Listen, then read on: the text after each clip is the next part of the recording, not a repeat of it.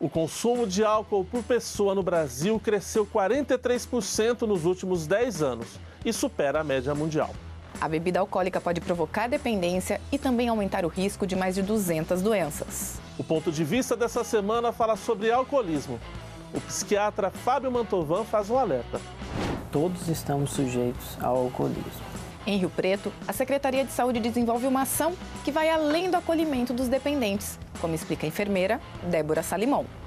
O CAPS ele é um tratamento não só para o usuário, mas também para os familiares. Pedro Pereira, presidente de uma associação anti-alcoólica, deixa um recado para quem enfrenta o problema. Se você quer ser feliz, faça como eu fiz. Evita a primeira dose.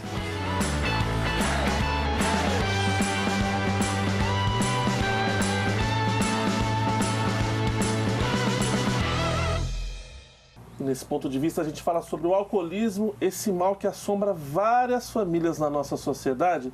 Eu começo perguntando para o psiquiatra, o Fábio Mantovan. Doutor Fábio, como é que a gente pode caracterizar o diagnóstico do alcoolismo? Quais são os critérios que são levados em conta? Geralmente, o alcoolista, né, ele começa a ter uma necessidade maior da quantidade do uso de álcool num tempo maior. Geralmente as pessoas começam bebendo de forma ocasional e acabam aumentando esse tempo. Então, quando nós observamos que a pessoa tem algumas tentativas mal sucedidas em interromper o uso do álcool, tomar uma determinada quantidade e parar, aquela pessoa que começa a beber e não consegue parar esse uso, e a pessoa começa cada vez mais buscar eventos para que tudo ocorra, para que tudo chegue na situação do uso do álcool. Então, procura estar em lugares onde ele possa ter contato com o uso do álcool, né? E este uso acaba sendo cada vez maior em um período maior. Então, é o aumento da quantidade com o aumento do tempo de permanência durante o uso. Então, isso seria sugestivo do aumento da tolerância do uso do álcool, né? E muitas vezes nós percebemos que essas pessoas, quando estão trabalhando ou exercendo alguma outra função que não tenha ligação com álcool, acaba tendo uma vontade incontrolável do uso do álcool, que seria momentos de fissura. E, por fim, a pessoa, quando fica esse tempo sem beber, pode ter algumas manifestações clínicas, né, físicas, como tremores, sudorese, enjoo, alguma vertigem. Então, quando começa a ter esses sintomas, onde a gente vê que a pessoa aumenta, tudo procura voltar ao uso do álcool, aumenta a quantidade do uso, a frequência do uso. E quando não se faz o uso, tem questões de irritabilidade, porque busca esse uso de forma excessiva e cada vez menor tempo, é onde nós começamos a ter um alerta e configurar uma questão de alcoolismo. Pedro, o senhor trabalha numa associação antialcoólica há mais de 10 anos. Quem percebe primeiro que aquele paciente pode estar numa situação de dependência alcoólica? É a família, são os amigos, ou o próprio dependente é quem vê que a luz ali está ficando vermelha? Pela sua experiência, como é que funciona isso? O álcool, ele se torna a pessoa muito visível, certo? Porque conforme que ele vai aumentando as doses, certo? Ele já vai mudando a personalidade. Ele já chega brutalmente na família, já começa por aí. Filho, né? Nós tem casos lá que tem pessoas lá que chegam já chutando um cachorro. Sim. Então, em casa é muito visível, muito, né? Muito sensível isso daí. Vizinho da esquerda, vizinho da direita, vizinho da frente. Não, aí o cara aí não mexe não, porque o cara é alcoólatra, isso aí não, a bebida estragou ele. Ô, seu Pedro, e como é que funciona para essa pessoa que faz esse consumo excessivo? Ela tende a minimizar, não estou bebendo tanto não, vocês estão de brincadeira, calma. Comigo. Como é que eles acabam lidando com essa quantidade ingerida? Geralmente a pessoa começa a se esconder, sabe? Ela começa a se prender, no caso muito avançado, existe os profissionais que entram na área, né? Psicólogo, assistente social e demais. Começa a botar na cabeça dele que realmente ele tá indo pro buraco por causa do uso muito uso do álcool. O senhor falou se esconder. Nesse caso é o quê? Ele acaba ficando mais recluso? Ele fica assim dentro dele, ele tem uma solidão tão grande que às vezes ele não importa com o filho dele não está indo bem na escola. Foi no meu caso, né? Boletim de escola, esposa. É muito complicado. O álcool faz um efeito devastador na vida do ser humano, viu? Acaba cortando esses vínculos, Pedro? Cortou no meu, né? Eu bebi 21 anos. Eu ingressei em 97 com a ajuda de um psiquiatra e com a ajuda do CRAS, na época, né? Sim. Um laboratório. E até funcionava em Mirassol. Então, elas veio me lapidando com muito carinho, com muito cuidado, porque o alcoólatra, qualquer coisinha, qualquer barulhinho para ele... É um motivo? É um motivo de explosão. De explosão, total. Entendi. Então, eu falo isso de experiência própria, porque eu paguei muito caro. E aí, quanto tempo o senhor tá sem beber, seu Pedro? Eu estou sem beber dia 11 de outubro de 1997. Graças a Deus. Tá? A gente está aqui com a Débora. O seu Pedro acabou de falar da importância do CRAS.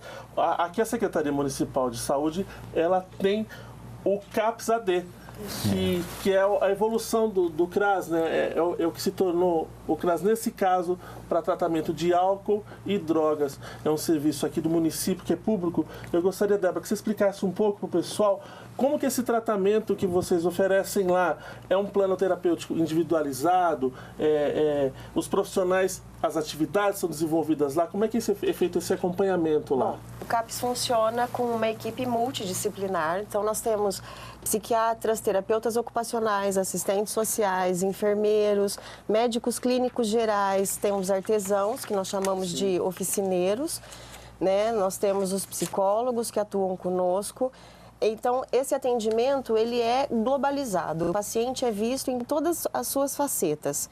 Ele vem buscar o tratamento quando ele percebe o sofrimento, quando ele percebe o prejuízo do uso do álcool ou de qualquer outra substância.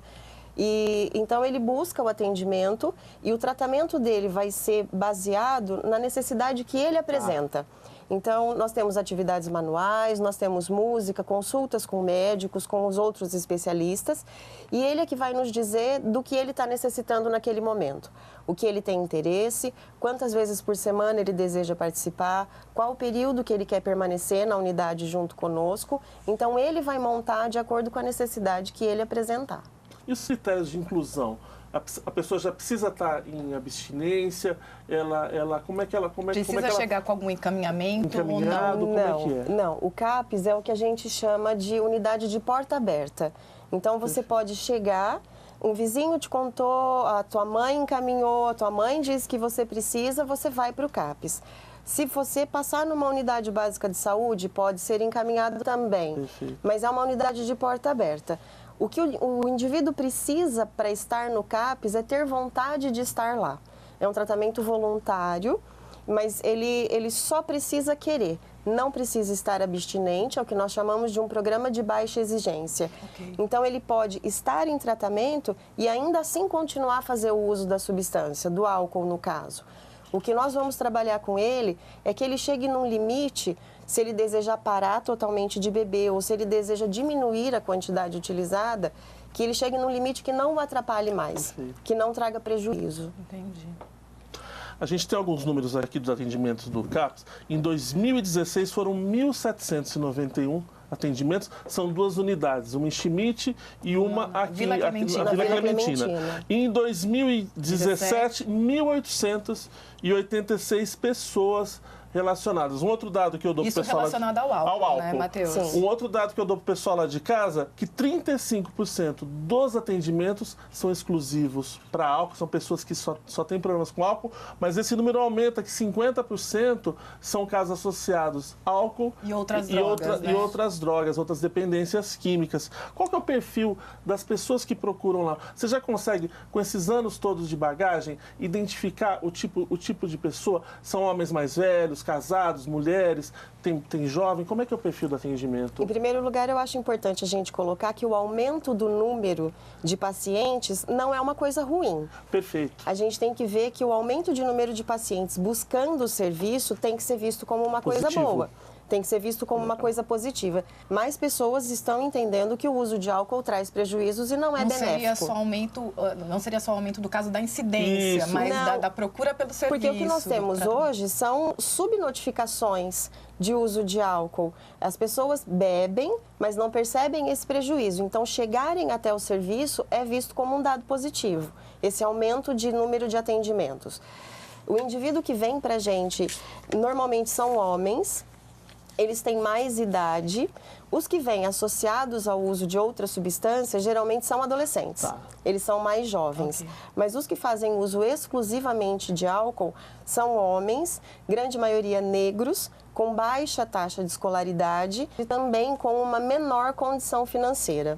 E outros casos, a gente sabe também que em outros níveis econômicos, diferentes faixas de escolaridade, também existe, né, podem Débora? procurar, mas às vezes estão nos consultórios particulares. O senhor Pedro falou da importância do auxílio, tanto médico quanto terapêutico. Queria que falasse um pouco disso, doutor, de onde que o psiquiatra vai agir na recuperação. Sim, a dependência de álcool, né, é uma doença, sim, né, é uma patologia onde, devido aos danos que são causados devido a esse uso, né, de forma excessiva, a pessoa acaba tendo complicações clínicas, né, e também não é somente uma questão clínica, né, ou seja, malefícios que vão ser ocasionados pelo álcool em relação a alguns órgãos do corpo, mas sim também a questão psíquica, né? É aquela pessoa que tem a necessidade de ir até o bar todos os dias, ou de que se cria um hábito de todos os dias chegar em casa e fazer uso do álcool. Então, o trabalho não se estende apenas a um profissional. Por isso que há a necessidade de uma equipe multidisciplinar. O psiquiatra, na maioria das vezes, vai ver as questões clínicas e atuar de forma medicamentosa para evitar os efeitos que essa pessoa que fez uso ao longo de alguns anos do álcool foi ocasionado no corpo. Então, algumas lesões em alguns órgãos, as síndromes de abstinência, delírio tremens, síndrome de Korsakoff, tudo que pode surgir decorrente a esse uso. Então, todos os sintomas clínicos que possam surgir vão ser revistos de forma medicamentosa para que ele tenha um alívio desses sintomas, né? A irritabilidade, a ansiedade, a depressão. O senhor falou delírio e um outro, a síndrome de Korsakoff. Queria que o senhor explicasse um pouquinho para a gente o que seria. Sim, esses são sintomas dos alcoolistas, né, que fazem uso da bebida a longo prazo, em grandes quantidades, né? Onde o paciente, né, ele vai ter algumas manifestações, né? No caso do delírio tremens, ele pode ocorrer de 24 a 72 horas após o uso do álcool, que no momento de abstinência, sem esse uso, ele pode desenvolver o que a gente chama de ataxia, né, que é uma alteração da coordenação motora, pode adquirir algumas alterações visuais, né, que no caso pode ser visão dupla, o nistagmo, que é uma alteração onde o globo ocular ele tem um movimento, pode ser sincronizado ou não, sendo em posição vertical ou horizontal, né? A ptose palpebral, onde é a queda da pálpebra. E juntamente com isso também tem a alteração de pensamento, onde tem sintomas onde pode ter questões alucinatórias. Geralmente no delírio tremens, as alucinações que eles têm são alucinações de pequenos insetos ou de animais peçonhentos, né? O Korsakoff também é uma encefalopatia, uma intoxicação cerebral pelo uso do álcool, né? Onde você já tem uma lesão cerebral. E com isso a pessoa tem alterações de memória de curto ou longo prazo. A pessoa acaba tendo todos os outros sintomas físicos, como tremor, diminuição da pressão arterial, aumento do batimento cardíaco, diminuição da temperatura corporal, podendo muitas vezes levar a complicações respiratórias e tudo mais.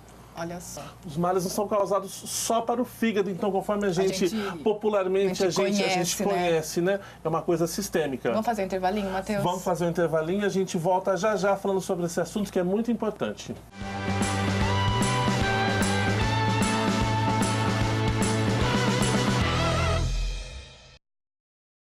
Bombeiros 193 chamando. Enchentes. Nunca dirija em áreas inundadas. Procure sempre uma alternativa de caminho mais seguro. Caso a água comece a tomar a rua e for possível abandonar o carro com segurança, abandone-o e abrigue-se em lugares altos e secos. Permanecer no veículo é um risco grave e desnecessário.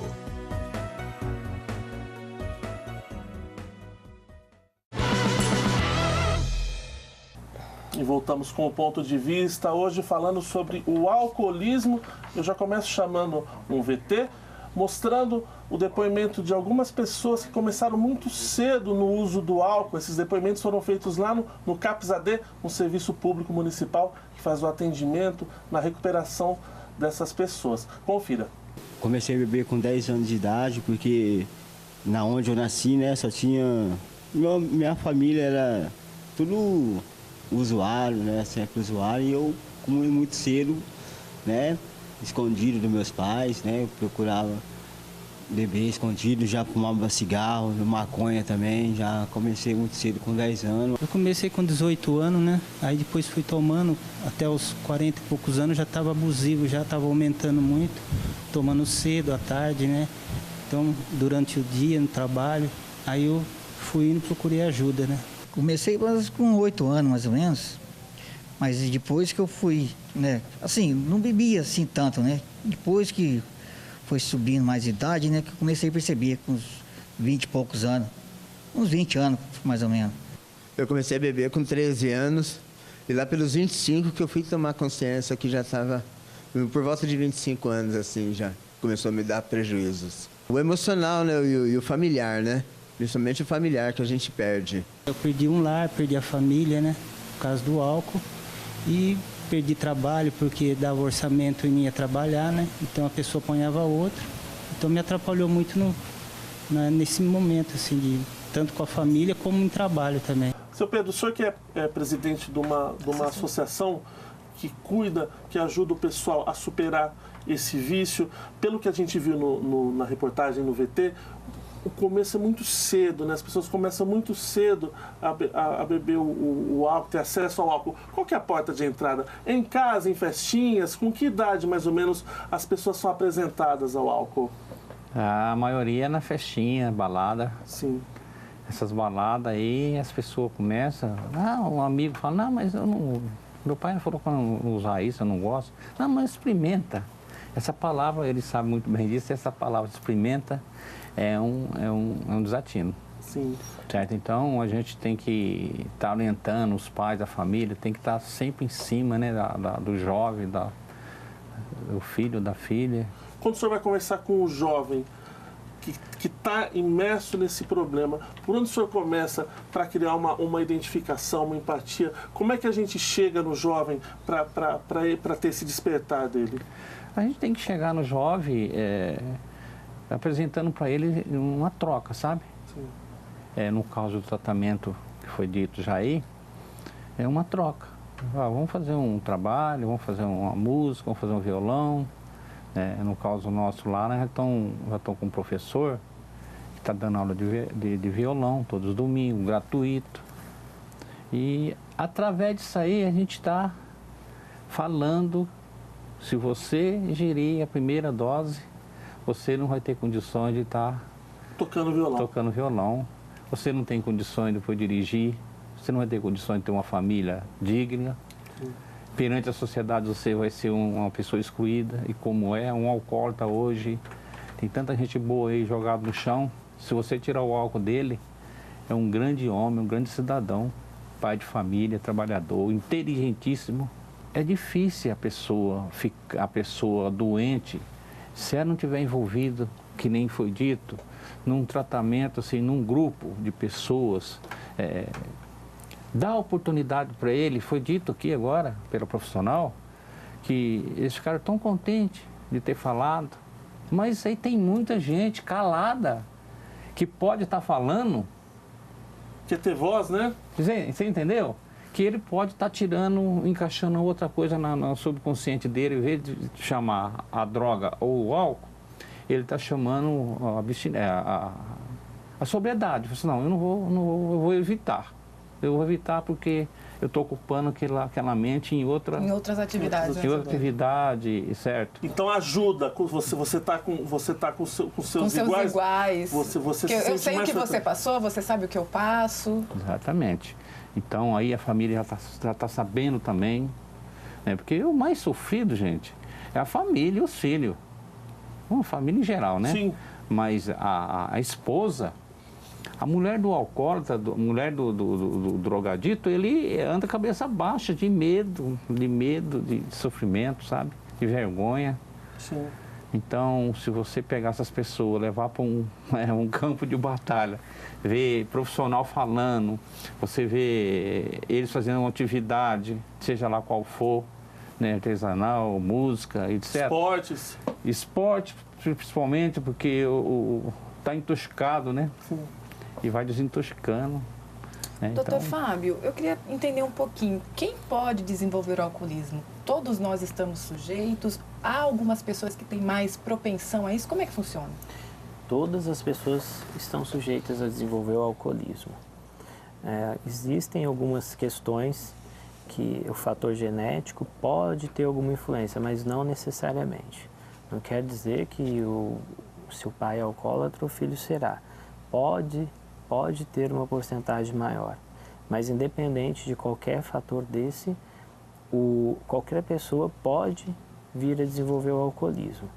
E ocorre desta maneira: a pessoa começa a fazer o uso de forma esporádica, esse uso vai sendo aumentado, vai aumentando a frequência, vai aumentando a quantidade, chegando até um alcoolismo. Mas todos estão sujeitos a desenvolver o alcoolismo. Doutor, parece que há uma certa, eu ia falar polêmica, mas talvez não seja essa a palavra, mas a gente precisa ver com cuidado, às vezes, os índices que talvez fossem aceitos ou considerados toleráveis, vamos dizer assim, de consumo. Que índices são esses e como é que eles funcionam diferentes, de forma diferente para cada uma das pessoas?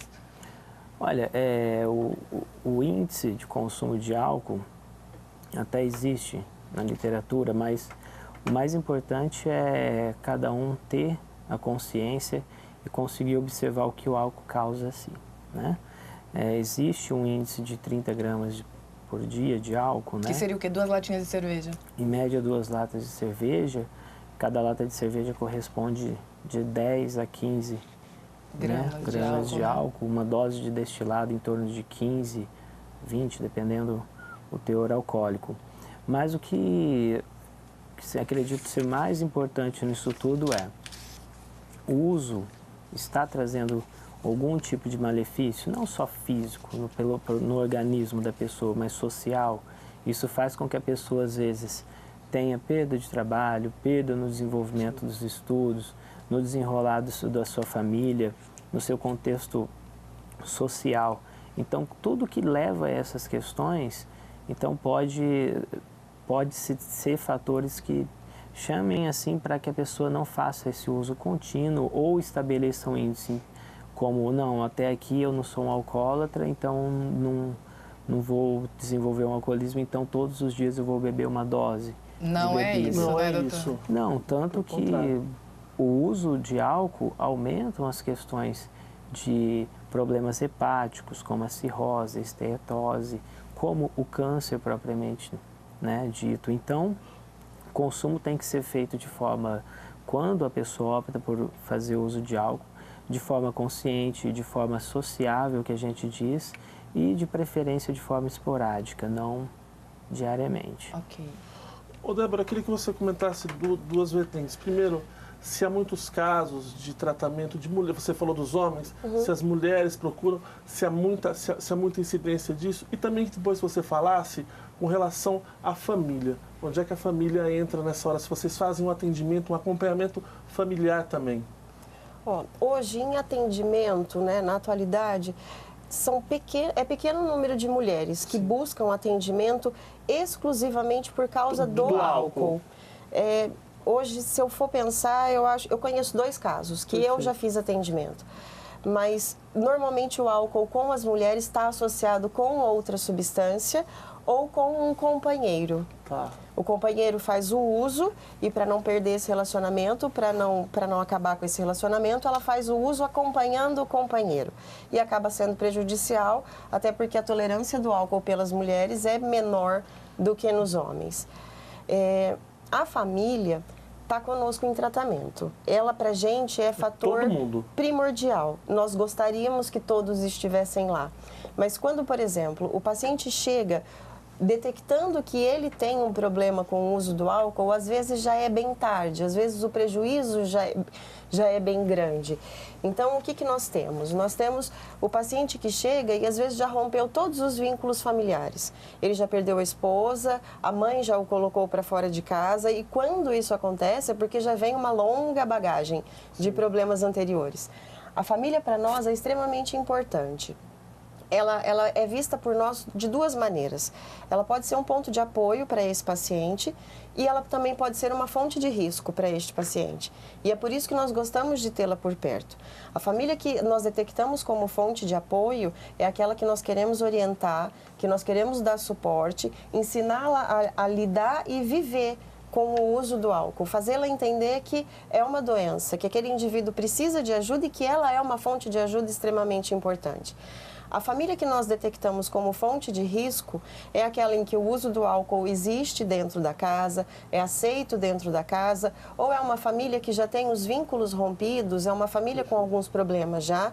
Então, nós tentamos dar suporte para essa família, para que ela se torne uma fonte de apoio. Nós temos grupos para todas as famílias que nos procuram. São grupos de orientação, são oficinas terapêuticas, existe um grupo de geração de renda, inclusive, voltado para as famílias, porque muitas vezes o provedor da casa é o alcoolista. E aí nós acabamos colocando as famílias em atendimento e propiciando para eles, claro que não é um grande valor, mas é um programa de geração de renda e ela sai com possibilidades de lá. Então, nós temos esses tipos de atendimento. A família, inclusive, pode buscar o atendimento sem que o usuário chegue ao CAPS. Nós fazemos o atendimento da família sem o atendimento do usuário. Justamente para ela saber lidar com essa situação. Exato, é uma busca de fortalecimento. Muitas vezes a mãe busca o atendimento, a esposa busca, os filhos buscam o atendimento para entender o que é, para parar de vê-lo como uma pessoa com falta de vontade, uma pessoa sem vergonha, que é um termo que eles muito usam. Então, eles buscam para tentar entender, para buscar, nós fortalecemos esses familiares para que eles consigam ajudar o paciente. Certo. Seu Pedro, nesses anos todos de experiência, nessa lida toda, o que o senhor, sei que não tem certo, o que é errado, mas o que o senhor recomenda com relação aos amigos e aquela família mais estendida? Toca no assunto, pode falar, ou quanto mais esconder é pior? Para um amigo que sabe que tem um camarada que está nessa situação, está no vício, chegar e conversar é melhor? Tem que chegar e conversar. Apesar que a pessoa que está gerindo o álcool, você vai tentar conversar com ele, desvia muitas vezes a conversa. Entendi. Ele desvia, então você tem que procurar o pai ou a mãe, quando existe, né? Estar mais próximo para poder estar convencendo que ele está com um problema sério de saúde. Se ele não tomar uma atitude, ele vai passar para o outro lado da vida. Sim. Porque o álcool leva isso, sabe? Do ponto de vista pessoal do senhor. O meu pessoal? O que o senhor acha que de pior que aconteceu, que mais impactou, que o senhor mais perdeu nesse período que o senhor estava no vício? Puxa vida, o que eu perdi foi uma coisa grande que eu perdi. Eu perdi um casamento de 16 anos. Perdi uma filha, um filho e uma esposa maravilhosa. Para mim chegar a esse ponto, vocês imaginam o estado de alcoolismo que eu estava, certo? Então, houve processo, houve cadeia, né? Pena alternativa depois. Então, a vida foi essa, perca total. A família é muito grande e tem bastante irmão, certo? Sim. Todos eles, eu estou 7, 8 irmãos, eles todos faziam festinha, eu disse, não, Pedro não pode vir nessa festinha porque ele vai estragar tudo. Quer dizer, eles podiam estar bebendo e o Pedro não beber. Então a mágoa do alcoólatra também muitas vezes é essa. Você entendeu? Por que eles podem ou não, né? A mulher, no caso a minha, a ex-mulher, certo? Não, você não pode beber, você é isso, você faz isso. Quem está de fora está vendo tudo. Aí eu você não tem nada com a minha vida, eu tenho que beber mesmo, então... cala a boca. E muitas palavras pesadas, certo? Sim. É muito mais pior você ouvir uma palavra agressiva. É uma humilhação tão grande para a esposa, né? Para filho, que grava lá, né? Você sai e volta no outro dia bêbado, caindo. Foi o meu caso, rapaz. Eu falo de experiência própria. Eu estou com 63 anos. Se eu não tivesse esse álcool, essa palavra álcool, certo? Hoje eu estaria bem mais melhor de situação financeira, que estoura, né? A primeira coisa você fica sem o dinheiro, pois aqueles amigos, aí entra os amigos, sabe? Não, vamos beber uma e tal. Sempre tem alguém, sempre tem alguém, tem toda hora para te dar cachaça. Você tem toda hora, mas se der um prato de comida, você não tem. Mas se eu tomar uma cachaça, tomar uma cerveja, então muitas vezes eu falo lá no grupo nosso que o álcool é a porta de entrada das drogas. Porque aí já veio a cocaína para mim experimentar, aí veio a maconha para mim experimentar, tudo ali. Primeiro o álcool, depois veio essas pesadas. Eu, graças a Deus, eu não cheguei a experimentar e não querer. Eu falei assim, não, isso aqui não serve para mim. Isso não é meu feitio, não quero, porque não vou magoar muito minha família. Então foi uma perca muito grande, sabe? E tem gente perdendo mais ainda, que é a vida que eu conheço, tá nas minhas mãos, estou vendo, estou encaminhando, hoje, por causa da droga, por causa do álcool. Constante, né? Todo dia, álcool, todo dia álcool. E a gente está vendo também aí, né? As pessoas muito acidente de trânsito também causado pelo álcool. Nossa Senhora, trânsito. Você quer saber do álcool? Quem quer saber, meus ouvintes, do álcool? Ter um conhecimento com ele? É fácil. Você pega a tua esposa, teu filho, tua filha, põe dentro de um carro e sai caminhando pela represa. Depois você sai nos barzinhos da vida. Depois você vai numa boate. Aí você vai ficar assustado. Não, realmente a coisa está ficando, muito o presente, ciclo está fechando. Né? A gente faz mais um intervalinho, o Ponto de Vista volta já, não sai daí.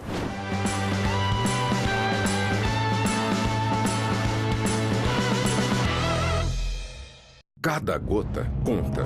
Economizar água é muito simples. Enquanto eu escovo os dentes, eu desligo a torneira. Enquanto eu faço a barba, eu fecho a torneira também. Esses pequenos detalhes fazem uma grande diferença. E você, está economizando? Governo do Estado de São Paulo. De volta com o Ponto de Vista, hoje falando sobre alcoolismo. Nesse bloco falamos de tratamentos, de perspectivas.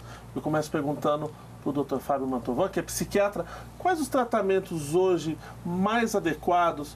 O uso de medicamento também é indicado? O alcoolista hoje ele é tratado de acordo com a gravidade que ele se encontra, né?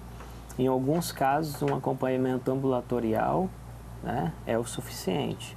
Em alguns casos mais graves, podendo chegar à internação, né? E essa internação é onde pode perdurar por tempo variado, sendo de 2 meses, 3 meses, podendo chegar a 6 meses, mas o que se preconiza é até 1 ano de abstinência, sem o uso da bebida alcoólica, né? Mas no caso, no início, dependendo do grau do alcoolista, né, o dano que já foi causado pelo álcool no corpo, é feito o uso de algumas medicações, como por exemplo, em algumas síndromes que o álcool pode causar, como foi dito da Korsakoff, que é uma deficiência já da vitamina B1, da tiamina, nós temos que fazer essa reposição para ter essa melhora do quadro delirante, que pode levar a reposição de outros nutrientes, porque muitas vezes a falta dessas vitaminas também inibe a absorção, né, a metabolização do carboidrato, fazendo com que a pessoa tenha o emagrecimento acentuado. Então precisa ser feito um planejamento onde vá primeiramente reestruturá-lo clinicamente, para que tenha essas condições clínicas de responder ao tratamento e tudo que pode gerar com essa abstinência do álcool, né? Pode ser sintomas ansiosos, sintomas depressivos, podendo chegar a crises convulsivas em alguns casos, ataxia, a questão alucinatória. Então pode apresentar todos esses sintomas decorrente do uso, da quantidade e dos danos que o álcool já causou. Doutor, mas há algum tipo de medicamento que haja ali na vontade de consumir? Existe também? Sim, existe. Hoje em dia as medicações usadas vão desde antidepressivos a benzodiazepínicos, a neurolépticos, que são medicamentos que vão estar agindo na questão da impulsão, da compulsão pelo álcool para diminuir esta vontade do uso, quanto também na falta do álcool, na abstinência, que seria esses sintomas que o corpo dará, né? Esses sinais que o corpo dará para que a pessoa faça uso do álcool, dos sintomas do não mais a utilização do álcool pela pessoa. Bom, existe também, além dessa linha de tratamento apresentada pelo Dr. Fábio, a gente tem também algumas ações alternativas, vamos assim dizer. O uso de música, outras atividades culturais e artísticas para ajudar na recuperação desses dependentes. A gente foi conferir um desses casos, olha só.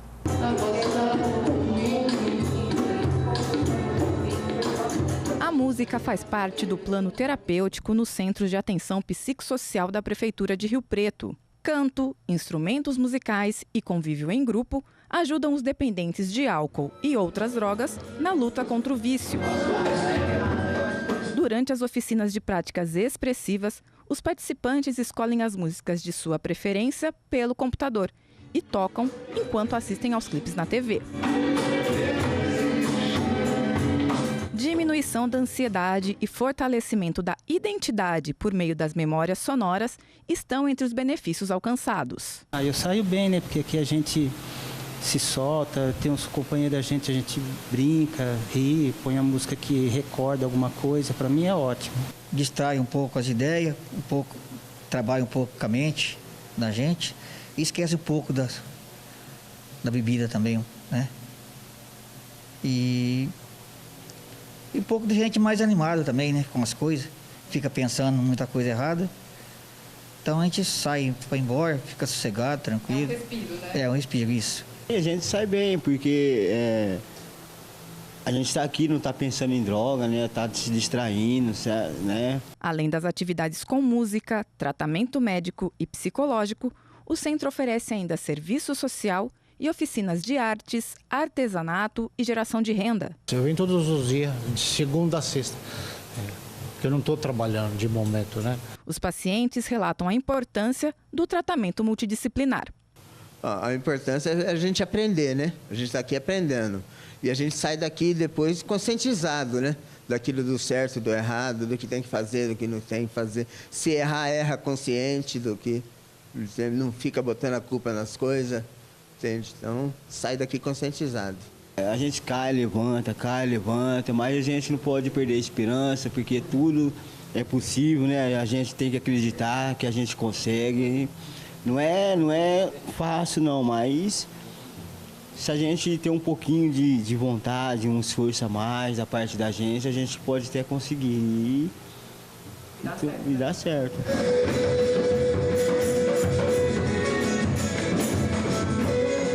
Ô Débora, qual que é a importância desse tipo de ação? Como é que esses pacientes se sentem após participar dessas oficinas de atividades manuais, artesanato e música, que foi como a gente viu aqui? É interessante que eles saem de lá desfocados do motivo que os levou lá para dentro. Então, a busca, a realização dessas atividades, ela tem exatamente esse sentido. É dar aos pacientes outras alternativas, é mostrar para eles outros objetivos, é fazê-los encontrar outras formas de prazer. Porque muitas vezes o uso do álcool é uma questão do território, que é só isso que é oferecido na falta de esporte, na falta de cultura, na falta de outras fontes de lazer, então faz uso do álcool ou de outras substâncias. As terapias que nós utilizamos, as manuais, a música, a dança, elas são uma tentativa de fazer com que o paciente encontre outras formas de gosto, de prazer. Então, alivia a ansiedade, a realização desses trabalhos, faz com que o paciente tenha outros pensamentos, com que ele desfoque, e é muito importante para os pacientes. E a questão da autoestima? Quando eles veem o trabalho pronto, por exemplo, no caso de uma oficina de artesanato ou mesmo na oficina de geração de renda, da qual eles também fazem parte, é muito interessante porque eles veem o trabalho pronto, eles conseguiram fazer uma coisa boa, bonita, que foi exposta e vendida. Então, eles conseguem perceber sentido em algumas coisas, eles percebem outra valia para si mesmos. Isso, para eles, é extremamente importante. Ô Pedro, você é presidente de uma associação, da Associação Antialcoólica da Alta Araraquarense, né? Já são 13 anos na presidência. Qual que é o trabalho desenvolvido por vocês? As reuniões são semanais? Como é que é feito o trabalho lá? Reuniões todos sábados e quinta-feira. É um grupo aberto ao público? Como é que é? É aberto ao público, né? Principalmente a gente chama a família, né? Que está ali junto. E aí a gente dá oportunidade para ele estar falando da sua vida, meio devagar, sabe? Tem muitas das vezes eles não... Chega ressabiado, né, Pedro? Não quero, né? Sim. Aí depois, com o tempo, ele vai... Eu, não, tudo bem, deixa eu dar uma palavrinha. Então, mudei também... Vou tirar a tribuna agora, né? Já fez um trabalho de, né? Círculo. Todo mundo. Então o círculo está funcionando. Todo mundo na mesma, né? Pessoas lá que eu não sabia do tanto problema que ele tinha, um que recaiu e voltou com a mulher, ele... Agora passa a se expressar melhor. Ele falou umas coisas lá que eu vou ter que aprender com esse rapaz.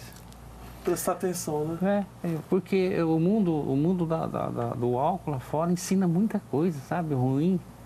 E as pessoas acabam vindo aqui desabafando, falando, você fala, nossa, até isso.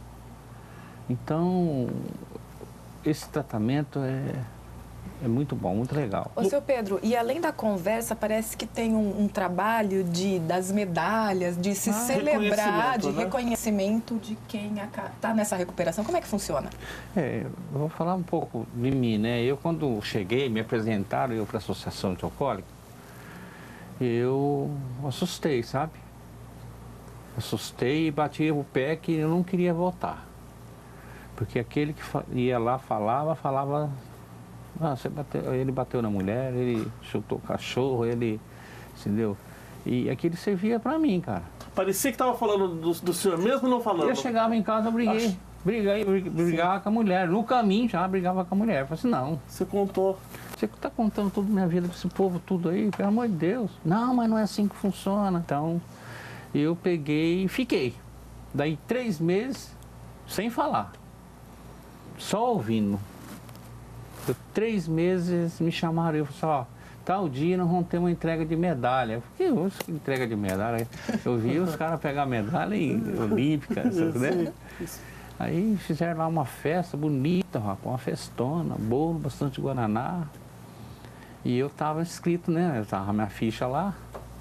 E me chamaram para receber essa medalha de honra ao mérito. No meio de bastante gente. E eu fui muito feliz, sabe? Aí eu recebi essa medalha de 3 meses, que eu tenho ela hoje, que é meu tesouro. E o senhor continua dando sequência a essa tradição, vamos dizer assim, lá no grupo? A cada 3 meses... quando a pessoa ingressa, 3 meses. Aí depois, daí ele começa a falar, desenvolver a palavra na tribuna ou né? Aí depois, daí 1 ano, você recebe outra medalha, de 1 ano. Eu já estou com a 21ª. Já tem. Já tem. Certo? Então a gente faz esse trabalho lá na associação. Tem dado bastante resultado, nós tem muitas pessoas recuperando que depois acaba saindo, afastando, mudando, né? Mas é um tratamento legal, eu acho que serviu para mim, sabe? Eu recomendo. O senhor Pedro, o senhor falou da festa.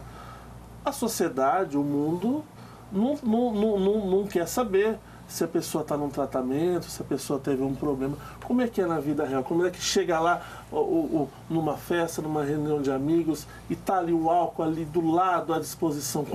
De onde é que tira a força e como é que é o treinamento para não ter o acesso, para não chegar perto?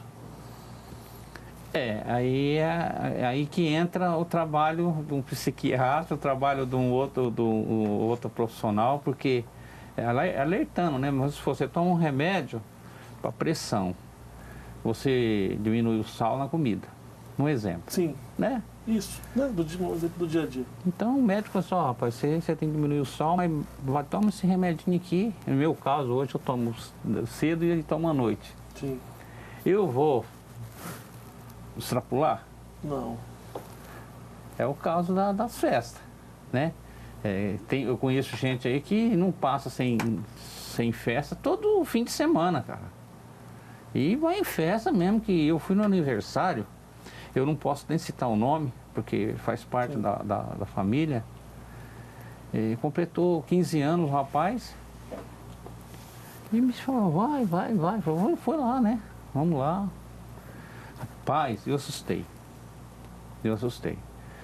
Tinha uma mesa exclusiva só para drink, só bebida destilada. Ali eu vi ele, nem vou falar a marca, porque nem de marca eu gosto de falar, porque não presta, certo?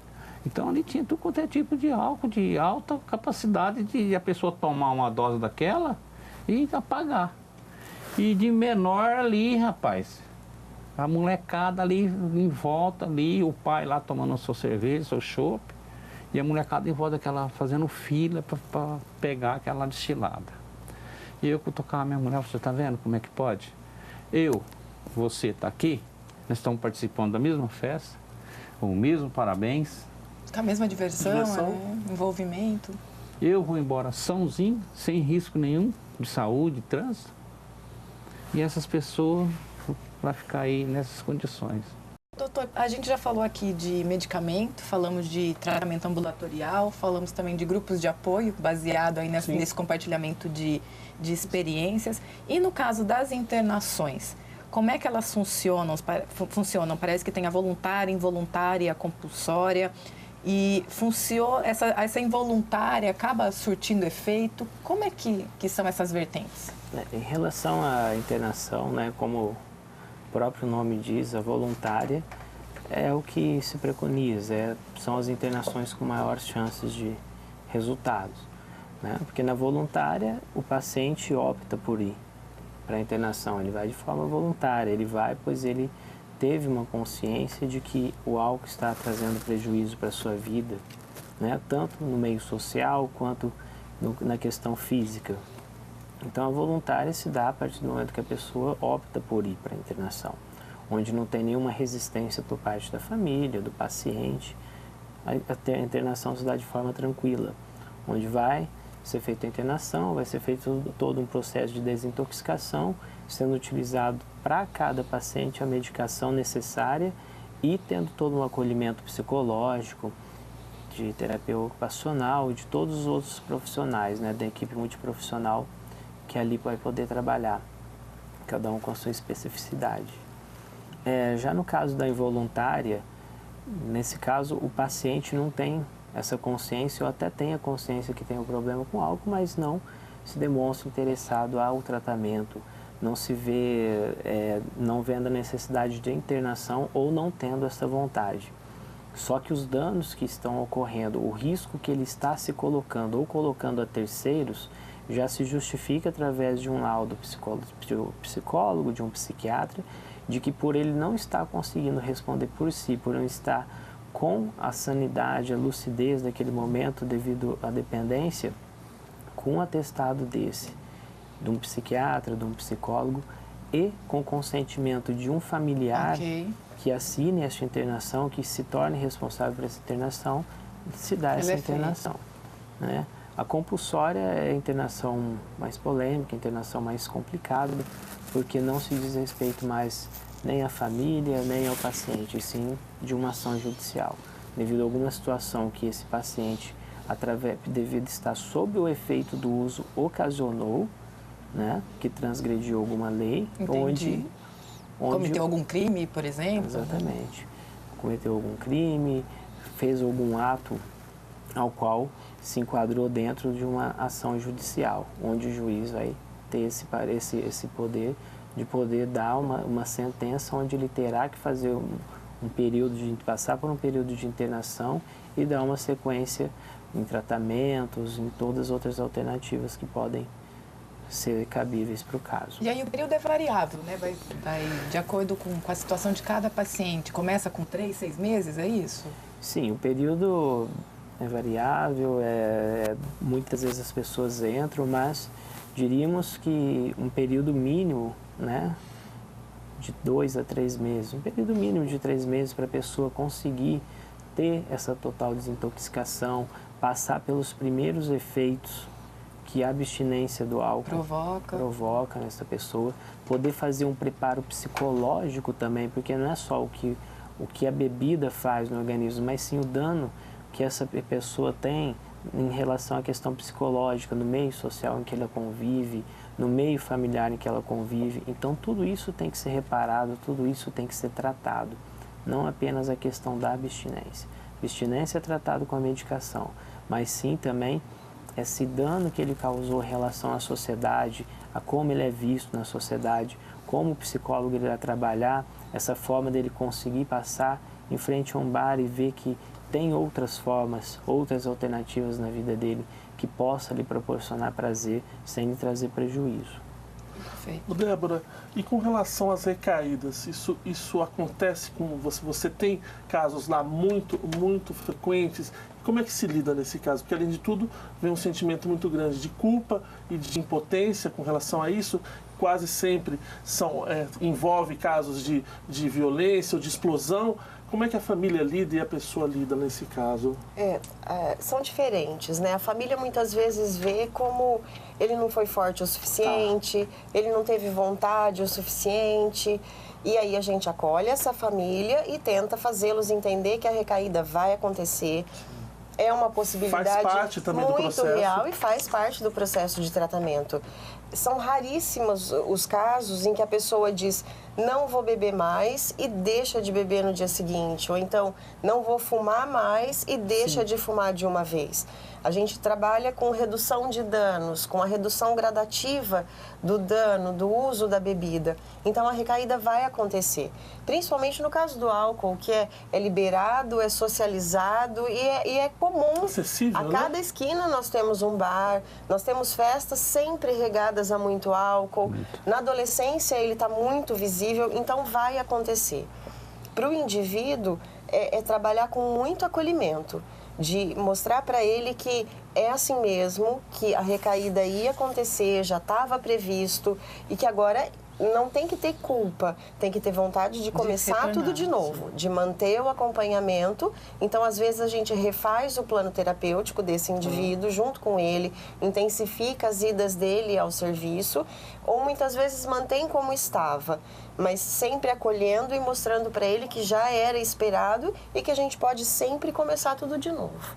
A gente já está indo para a rodada final. Eu queria que o seu Pedro deixasse endereços, contatos, quem quiser entrar em contato com a associação. Seu Pedro, são 2 núcleos, né? Conta pra gente. Nós estamos na Rua da Fé, uma sede ali na Rua da Fé, número 260, no Jardim Urano, bem próximo à caixa d'água ali. Uma estrutura boa, sabe? Um espaço físico bom. E de sábado, né? Essas reuniões é de sábado à noite. Sábado que horas? Das 8 às 22. É um horário que muita gente já foi lá, já foi embora. Sim. Sábado tem que, né? Quer ir pra festa. É dia de aniversário, então a gente trabalha em cima disso aí também, que é muito difícil. E de quinta-feira, quase em frente aos Pinheirinhos ali, no Solo Sagrado, É um bairro também que necessita, lá necessita também, tá? Você vê muito jovem, praticamente jogado ali, em volta. Então, nós estamos do lado do CRAS. Muitas vezes eu falo assim, gente, procura um CRAS ali, vai lá, né? É só 20 metros. E lá a reunião em que horário, seu Pedro? Lá de quinta-feira, das 8 às 22 também, todas quintas, tá? O telefone lá para quem quiser anotar, 991, que é o meu, né? 304470.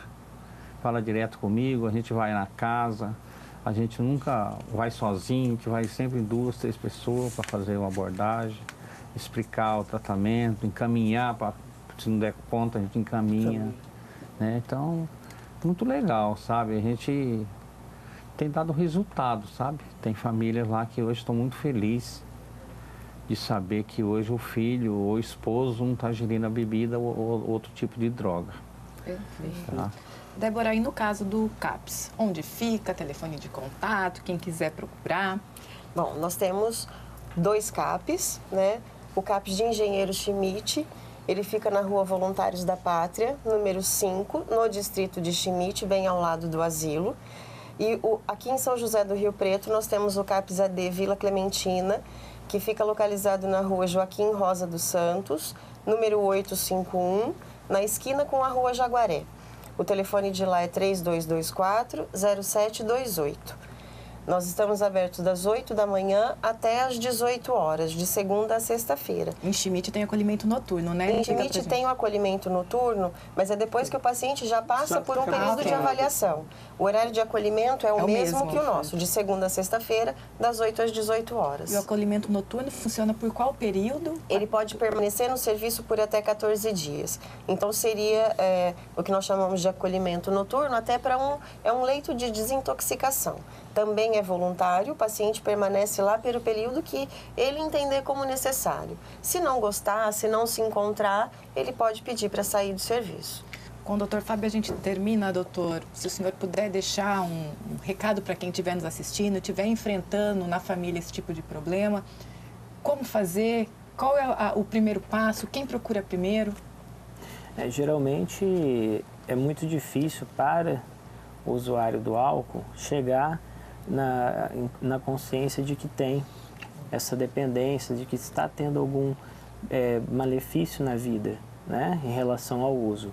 Então é sempre importante que os familiares, as pessoas ao redor possam estar alertando, e ao passo que você vê que você não consegue parar o uso do álcool quando inicia, ao passo que você observa que cada vez mais você busca locais onde você possa fazer uso do álcool, fazendo uso com uma maior frequência e maior quantidade, já é um indício onde nós temos que estar prestando atenção, ficar em alerta, que pode estar levando a uma questão do alcoolismo e sendo necessário o início de um tratamento. Fica o alerta aí então, né, Matheus? Exatamente. E Vivi, a gente fica por aqui e semana que vem o Ponto de Vista retoma com um assunto muito interessante e importante para você e para sua família. É isso mesmo, a gente te espera aqui.